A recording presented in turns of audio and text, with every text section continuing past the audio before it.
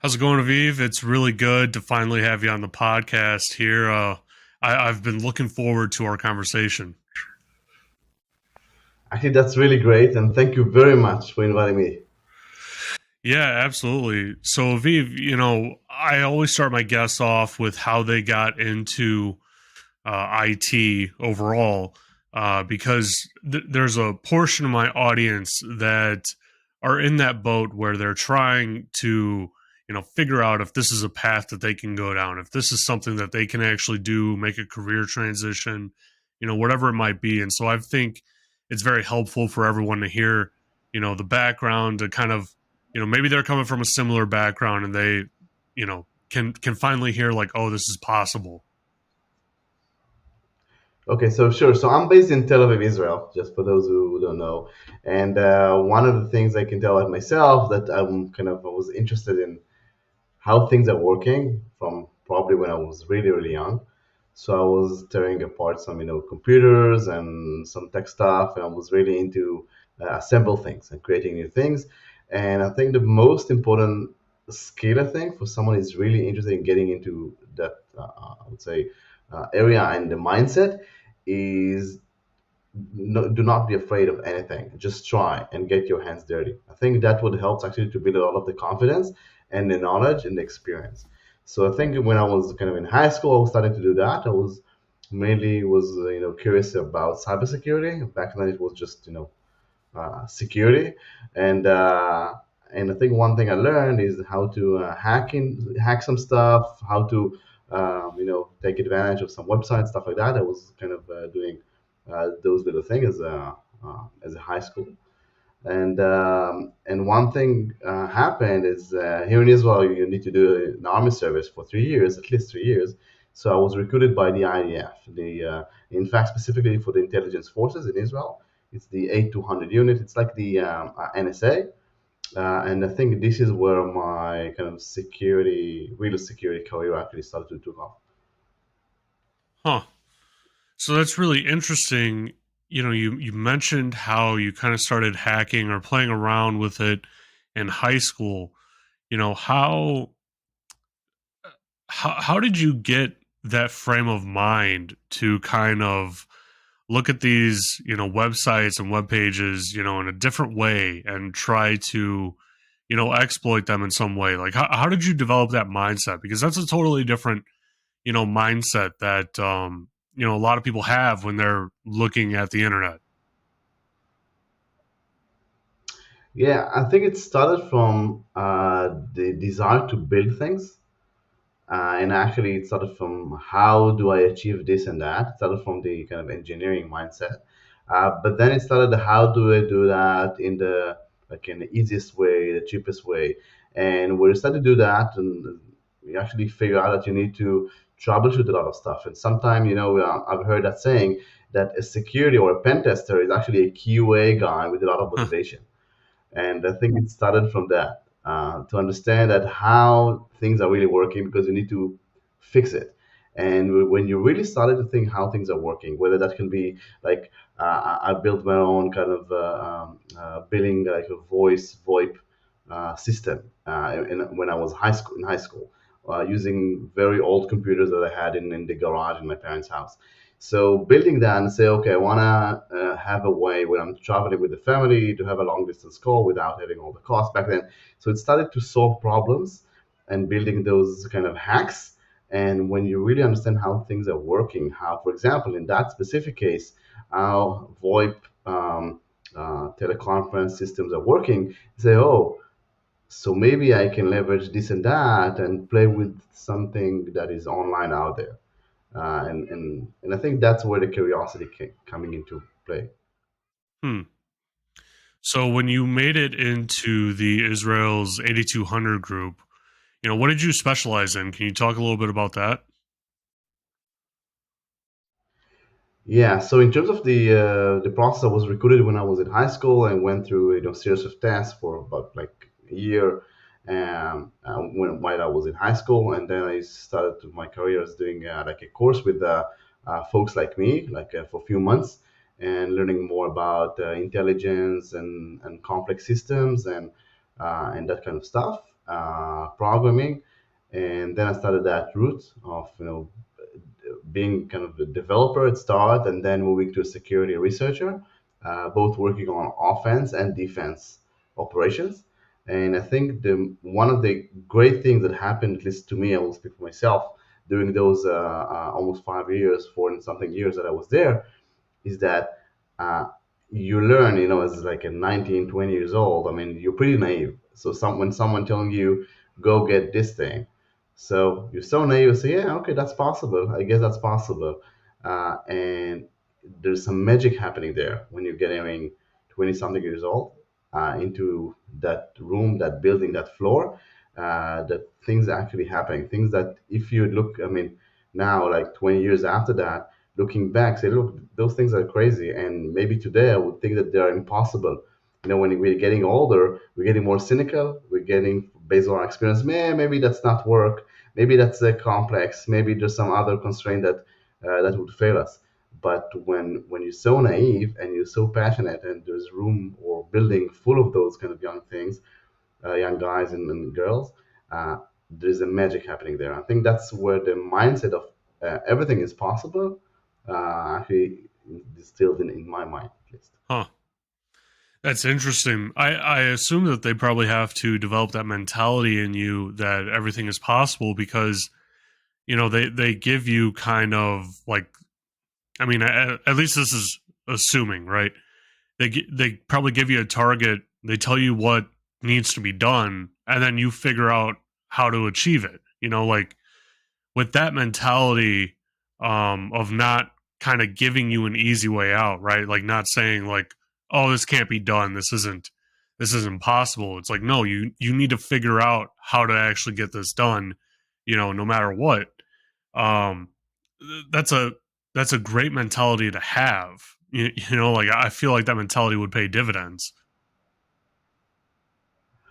Yeah, I agree, and I think that's something actually that's the I think the biggest thing I learned from that experience, that there's a solution to almost every problem, and probably there are multiple solutions to almost every problem.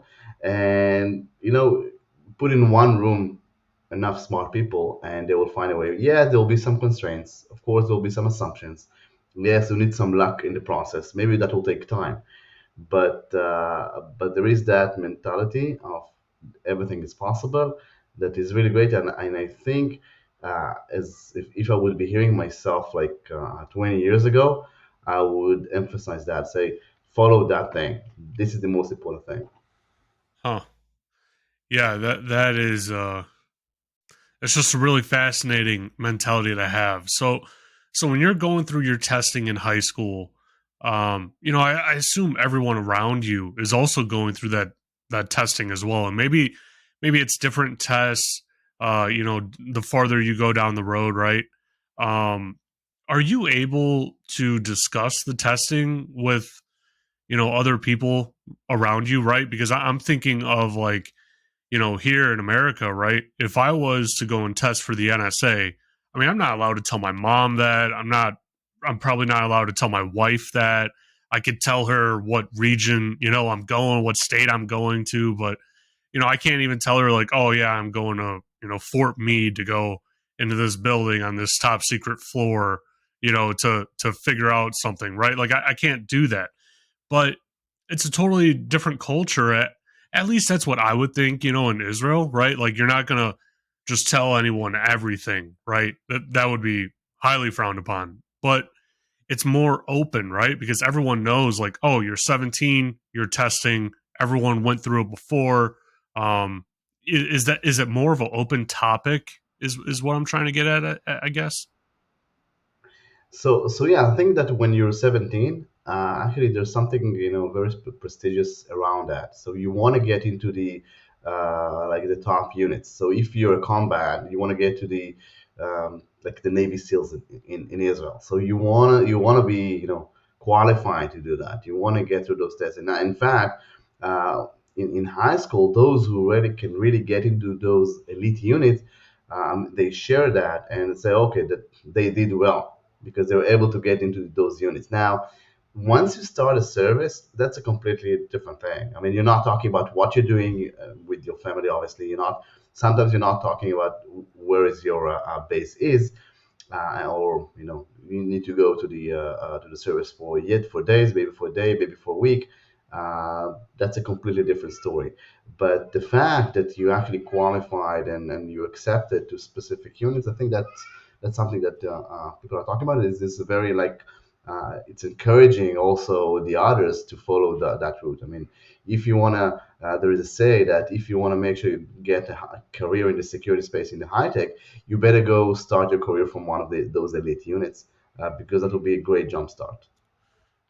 Yeah, it seems like it's almost like a tech incubator to some extent, right? I mean, there's so many people out of Israel that come from that unit that start, revolutionary companies. One of them that comes to mind. I've interviewed several, but one of them that comes to mind is Cyber Reason, right? Like the founders came from that unit and they created this technology that I would argue, at least the last time that I was using it, that it was better than the top EDR solutions on the market, and they were like brand new right out of the box. So yes, I can tell you that a lot of those unit graduate folks, first they have the network, so you can actually found your new venture, your new company with the folks that you serve with for a few years. You know that you'll be doing well. This is one. And of course, I wouldn't say that it's incubated in terms of ideas, because a lot of the things that actually happening after that service, those are new things that mostly you haven't worked on them in the unit, but at least in the mindset, you know how the bad guys are thinking, and you know how the defense should be built. So yeah, that's definitely the great thing. And at least for me, that's actually started my journey. I worked in a couple of startups after graduating from that specific unit, and then I just wanted to have my own venture. I knew that I want to solve a problem, and I think that a lot of those who really good at problem solving, like I mentioned, like get them into one room, tell them solve this, and this will be solved. I think a lot of the passion for problem solving actually root in those days. Huh. So talk to me about what you started doing after the 8200 group. Like, you had your time at the 8200 group. Obviously, for obvious reasons, we can't talk about what exactly you did. But what did you start diving into afterwards? Yeah. So right after I finished my army service, I was working for a couple of startups. One of them was deep in the security space and a security solution based on virtualization back then, and really core kernel, Windows kernel product. And after that, actually, I realized that I want to have my own venture. I had a couple of ideas, and that's an interesting part. The first idea, the original idea, was nothing to do with what Votiro, the company I founded, is actually doing today. And this is also a lesson I learned, because sometimes your first idea, that would be one thing, but then you realize, and in our case, it was like about 5 months into from the founding the company, we found out that it's not going to work. But then I realized, I still want to have my own thing. I started to do like freelancing and services. I was doing penetration testing audits for companies. And one of the things I learned is that this experience actually uh, got me the idea. It's what behind actually Votiro today. And the thing I learned is that when I was traveling around the world as a 20 something years old guy, I was traveling around the world. My clients paid for my trip and said, "Look, we want an audit. We want a security audit. Tell us where the weak points are." And I was sharing with them a document and saying, "Okay, these are the vulnerabilities. This is how you should fix them." Now, one thing I learned is that I was able to show them or demonstrate how I could hack them pretty easily. And I found there was one technique that worked for me 100% of the times, and it was very simple. I went to their website, I went to the open positions section, and I sent a PDF, which is a weaponized resume, and I said, "Hi, I want to apply to this position, and I want to work with Joe. And by the way, I know Philip from the finance, and I'll be happy to share some references." And on the other side, there is a guy or lady that their job is to screen hundreds of resumes a week.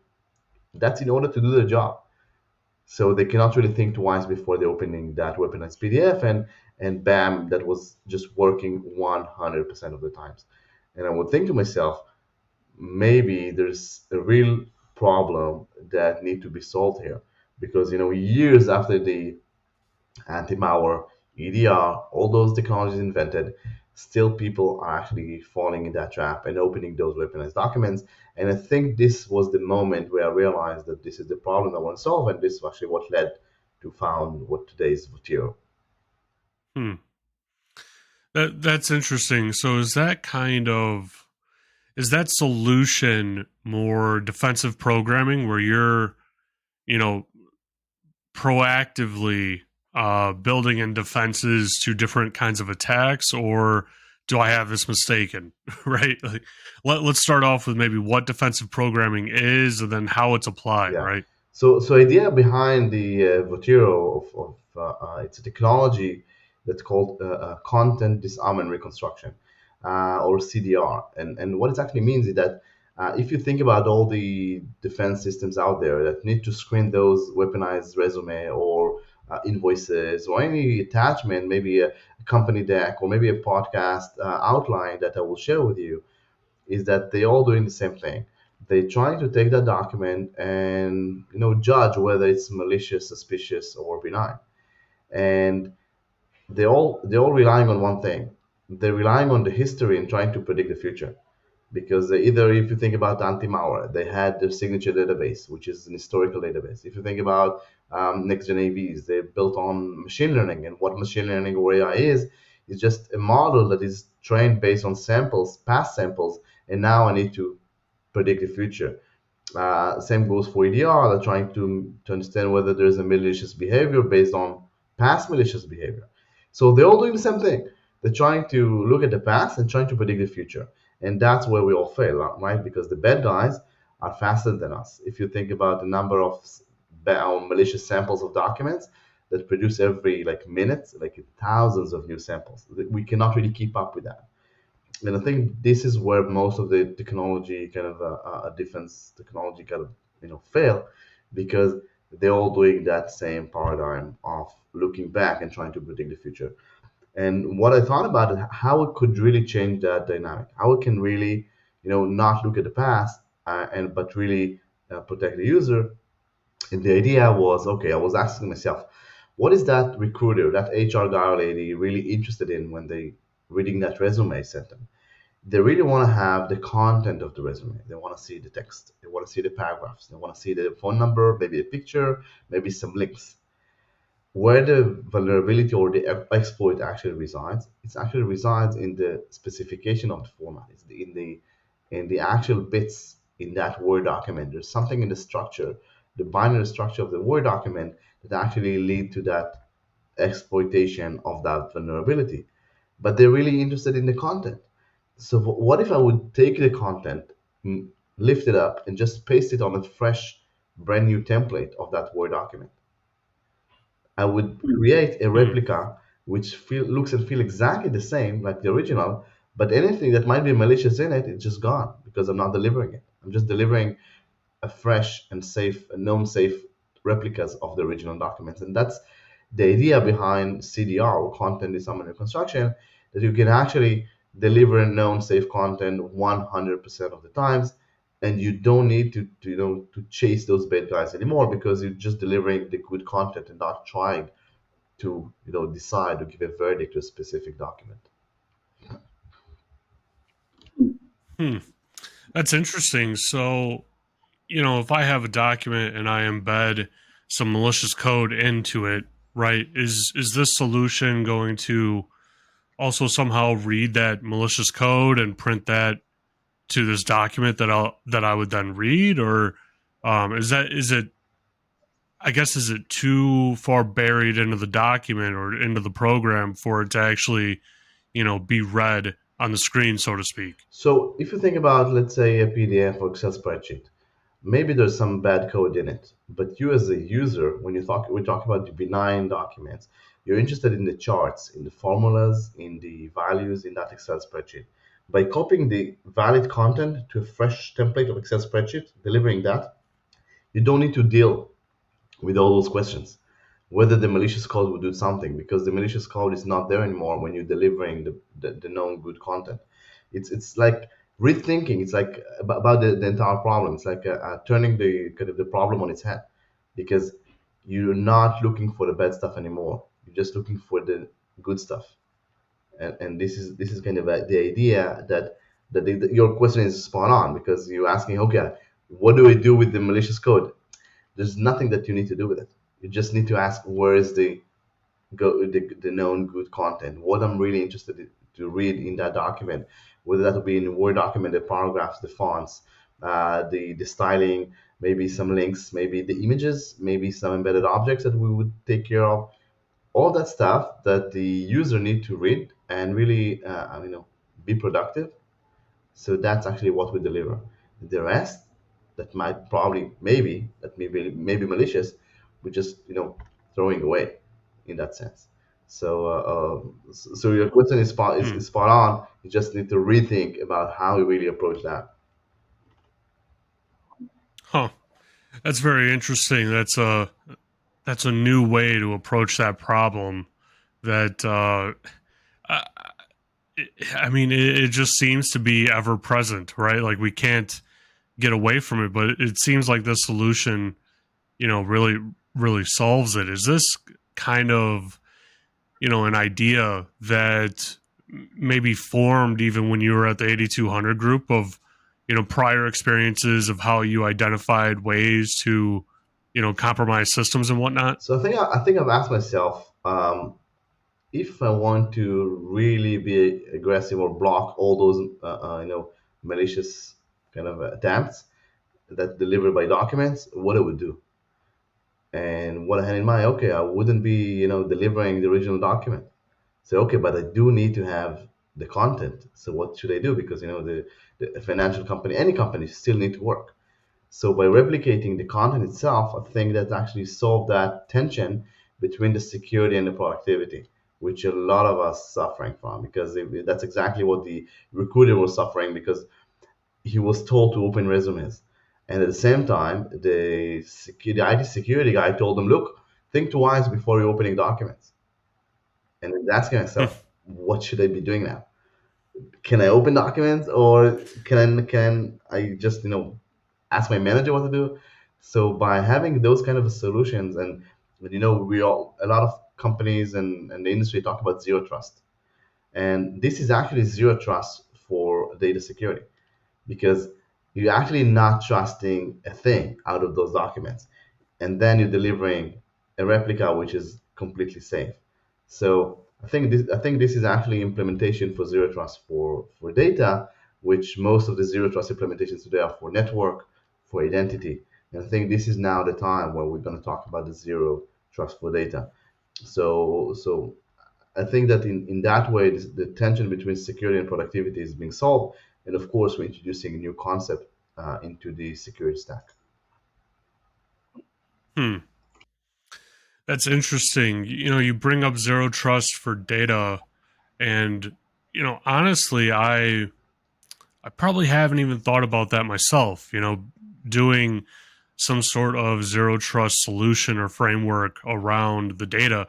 Whenever I think about securing data, it's always encryption and least privilege, right? Like who can access it and what's the state that it's in and how are we securing that data in that state. But adding zero trust kind of augments it. How do you think that it augments it? Do you think it's more or less preparing for the future, or is it adding additional security protections around it? And what's your thoughts on it? So the way I think about that is that we have multiple kind of layers of zero trust or security frameworks. One is for the network. Uh, who can access that? First, what you can access, and of course, the second thing is for the identity. Who can access that resource? So once you went through the two zero trust frameworks of who can access that resource and how you can access that resource, whether that need to go through two-factor authentication, maybe that specific authentication, maybe from those IP addresses, maybe from those specific ports or from that specific VPN, and then you can access the resource. But no one asking whether the resource itself, how you can actually protect that data. So if you think about I mean, a lot of our customers are protecting their web application using Virtuous technology. The way they think about that is now, for example, insurance company, it's opened the system to the clients. So now, as a client, you can upload documents, for example, like insurance claims. I want to, file a claim, so I need to upload a doctor report, maybe some pictures, and maybe some scans, and maybe an ID. So now I need to upload those all things. Who can assure that I'm not uploading a resource or a data that is really malicious? And same goes from the other way. If I'm accessing a resource, I want to make sure that I'm not accessing like a malicious one because someone already uploaded that malicious thing, and everything was working, like zero trust network, zero trust from identity perspective, but yet I'm dealing with that layer of it can be even encrypted, like you mentioned. It can be encrypted at rest. It can be encrypted in motion, but the data itself is weaponized. And I think that's the missing piece from completing all that chain of zero trust model from the identity through the network encryption, as you mentioned, for data security and for the asset itself. Hmm. That's interesting. So, I saw on LinkedIn you did a bit of kernel security research.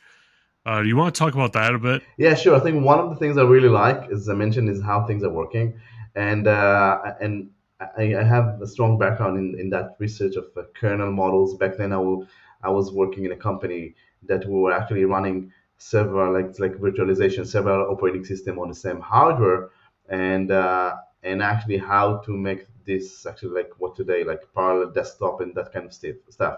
So I I was very familiar with how the kernel working in terms of the subsystems and how to make sure that you actually comply with the hardware.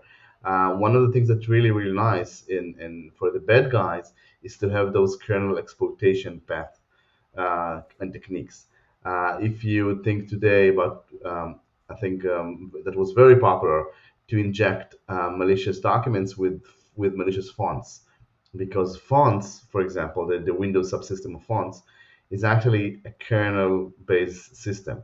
So in fact, that font that you read on your web browser or on your Word documents is being, there is a work done in the kernel. So that was a very Hmm. slick method of the bad guys to send a document that executes kernel code, which is very important if you want to just go through the all those EDR things straight to the holy grail, which is the kernel, which is the unprotected memory portion. So that was one of the things I learned as part of that kernel research. And I think today a lot of great work is being done, especially in some of the operating system like the Apple one. I also think that Microsoft is doing a better job, but yet there is tons of playground for those who really want to have some kernel research and privilege escalations those days. Hmm. Do you think that Apple does it best with their security, architecture of how they are architecting their OSs?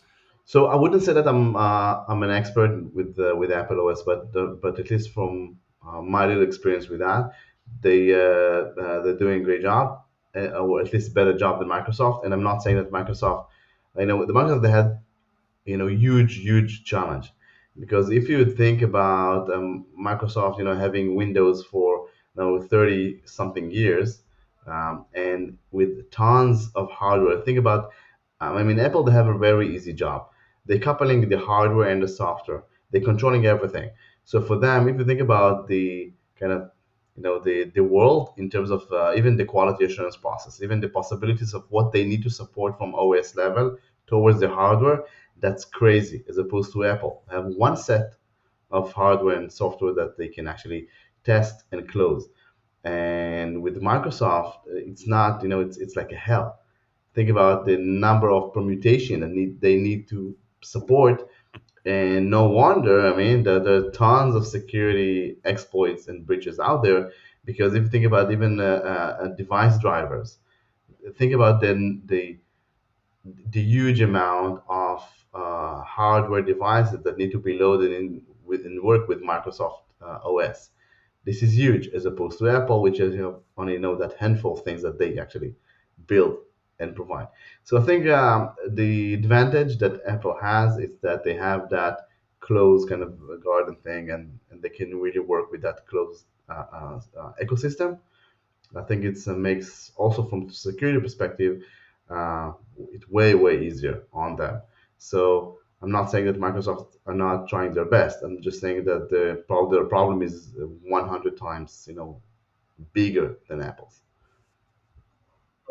Yeah, it seems like Microsoft has like almost like a unsurmountable, work in front of them where they're they continuously build their OSs on top of code that they built 30 years ago, and they're trying to secure it and do their best and whatnot, but at the same time, like you said, it has to work with so many other products. It has to work on basically any hardware out there, right? You can put Microsoft Windows on it. um, that's a very complex issue, and a lot of people give Apple a lot of grief for locking down their ecosystem in the ways that they do, but at the end of the day, they control it all. They control the security. They have full control over that environment. And in return, it tends to be a bit more secure because they have the proper guardrails in place. They it seems like they thought through it in the beginning rather than okay, we have this great piece of software. Oh wait, we have to secure it. And they're not. They also don't have like a cloud service, so to speak, right? Like they don't have Microsoft Azure that or what I'm saying. Like they have Microsoft has a huge suite of products that they also have to develop and build and secure. And Apple has a product suite too, but it's what 1% of what Microsoft actually has. I mean, it's I insane. also think that Microsoft Productivity Suite, like the Office Suite, it's probably dominating the market, and I'm not seeing that changing. I mean, someone asked me like a while ago, don't you think that the Google Docs or Google Sheets and that suite would, I wouldn't say take over, but at least it would bite it. And I don't think that this would happen. If you think about the effort needed to shift all those enterprises, governments, uh, my mom that she used to work. I mean, that's what she knows. She would know how to work with Microsoft Word, and teaching all those companies and changing all the process. I think that it will take many years to do that change, and I think that Microsoft control that. This is one, and of course they also control the Azure, which is a great cloud platform. But obviously, I think it's not easy for Microsoft. I mean, against the Google and Amazon. But at least there is that point where I think Microsoft controlling the market without any doubt. That's probably the productivity switch, and that's I think why it's going to documents are going to stay here for quite some time. It will be very difficult to replace that. And even if I'm thinking about myself, when I'm exchanging version of like a legal agreement with the lawyers with partners, I'm doing that with the track changes over Word document. I'm not. I mean, Yeah. I'm not doing that with any other thing. Only when I finalize everything, yes, now I'm sending that to DocuSign and to sign off. But yet, I'm all the work, all the productivity work is being done using the same thing that probably I was doing 5 years ago, and 10 years ago, and 15 years ago, which is the Microsoft piece of software. So I think that they're here to stay at Hmm. least for the next probably 5, 10 years. Yeah, that is extremely interesting because, now that you say it, right? Like Apple even has their own Right. productivity suite, but I don't think I could tell you what it is. And I own a Mac, right? Like but I have Microsoft Office installed Exactly. on it, and that's what I use. I probably even disabled the other Yeah. stuff. And not a lot of users know how it's called. I mean, the numbers. No one knows it's called numbers, Mm. right? Right. Yeah. So I think It's something easy to remember too, but no one uses it. exactly, and exactly as you mentioned. I mean, once I've installed my Mac as well, probably the third or second or third thing I've done it was installing Microsoft Office. So so I think that's where Microsoft's still controlling the market, and I think that will take some time. although from operating system perspective and hardware, I think Apple probably doing really really good job. I think I switched from Microsoft Intel hardware to Apple Mac probably like 4 or 5 years ago, and and I'm seeing more Macs than ever. Around me. That's for sure. Yeah, Yeah. definitely. So when you're securing a kernel of a device, just irrespective of the device or the OS or anything like that, right? Just talking about kernel security in general. How do we do that? Because when we're talking about securing, let's just say endpoint security, right? You have a EDR, you have, your network configurations on that device, you have patches and whatnot. But when we're talking about the kernel, is there anything of that equivalent for the kernel that you can, I guess, so to speak, install and monitor in that way, or are we relying on all the upper levels of security to protect Yeah, it? so I think there used to be products that protect the user from kernel level. To be honest, they were doing more harm than good because if there were bugs Hmm. in those products, it was just killing the entire machine. That's historically what happened. And another aspect of that is that I think there was I think I think that was in Silo. There was a company that presented in Black Hat a few years ago that showed how by leveraging exploitation of vulnerabilities in the anti-malware EDR products that actually lives in the kernel, they can actually take over the entire machine. Because if you can actually exploit stuff in the kernel, that's it, game over. So what I believe that a lot of stuff would be moving from the kernel to the user mode, and this is where it's way easier to protect using EDR, some other traditional solutions. But once you get into the kernel, it's game over. So I think that we would see more and more of those big vendors like Microsoft and Apple actually stripping stuff out of that kernel to the user land and making sure it's working there because otherwise it will be very, very hard to protect. Kernel, that will be probably the land of process management, memory management, device management, and all the things that you should be never be touching, in the lifespan Hmm. of the user. And if something actually gone there, I think that's game over. That's how I see it. Obviously, there are some technologies that Microsoft and Apple are actually utilizing to protect from kernel exploitation. Like back then, it was called KASLR, which is the address randomization and that kind of stuff to make the bad guys life harder if something bad is going into the kernel. So at least it will be hard to exploit that. But it's just it's just higher kind of fence. It's not like you know something that is proven to protect like 1%. So I think that probably if something got into the kernel, it's probably game over. Huh. Yeah, I mean, it's basically a rootkit, right? Like that's another word for, infecting the kernel. I guess that's what would make your product even more valuable, because like you said, like there's nothing really protecting the kernel. And if you're using a Microsoft device, like, 90% of the population is, whatever it might be, um, everyone opens documents, everyone uses Microsoft Office. Most of us have to do it for our job, like we can't do our job without opening documents and clicking on links and things like that. And so it really, creates an extreme importance around the security of documentation and how to secure those documents. And, I remember before it was kind of, the way to go with it was more of, the path of sandboxing, right? And oh, it'll execute this thing in a Right. sandbox before you execute it on your device and whatnot. And I feel like there's ways to get around it, right? Because the malware is starting to, or the malware developers are starting to learn and adapt to that, where it's like, hey, if these signals are running and they're looking for a device, in these certain ways, just don't execute, Exactly.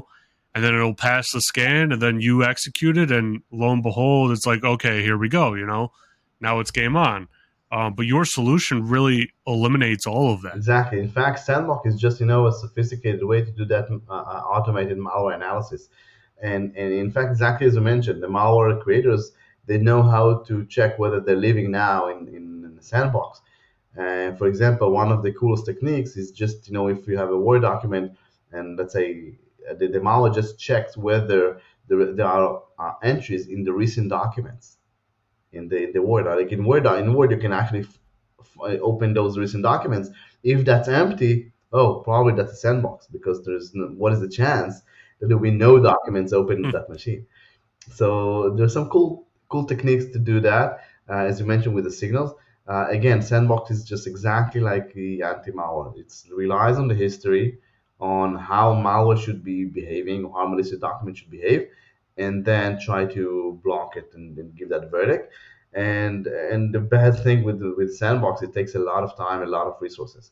That's what we're not seeing that very popular. Actually, we see a significant decline in the sandbox market for the last 7 years.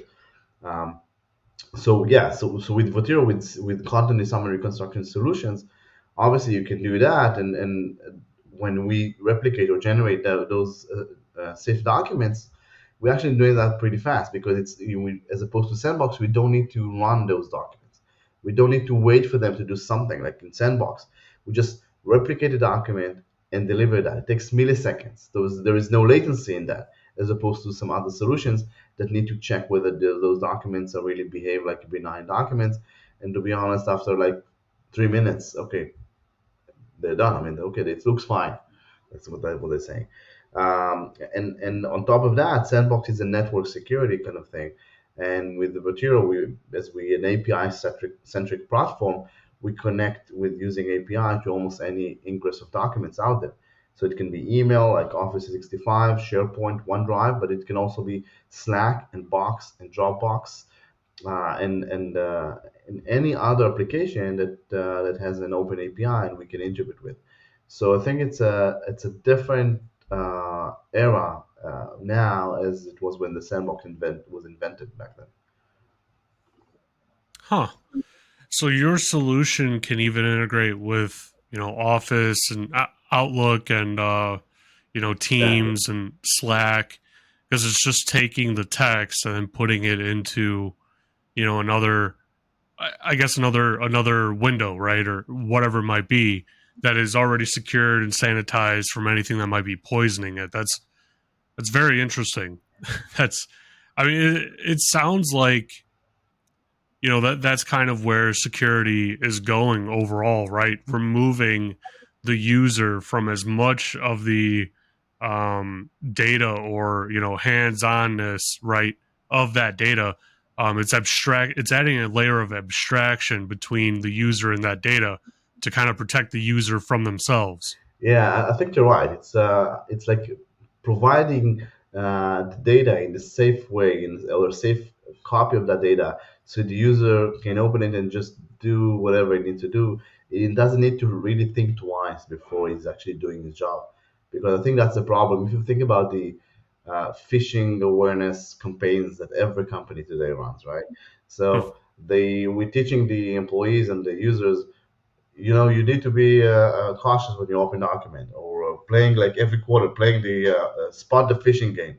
You know, it's not working. It's not really working because a day after you have a successful phishing awareness campaign, send an email saying, hey, there was a problem wiring your paycheck. Please, fill in the attached form.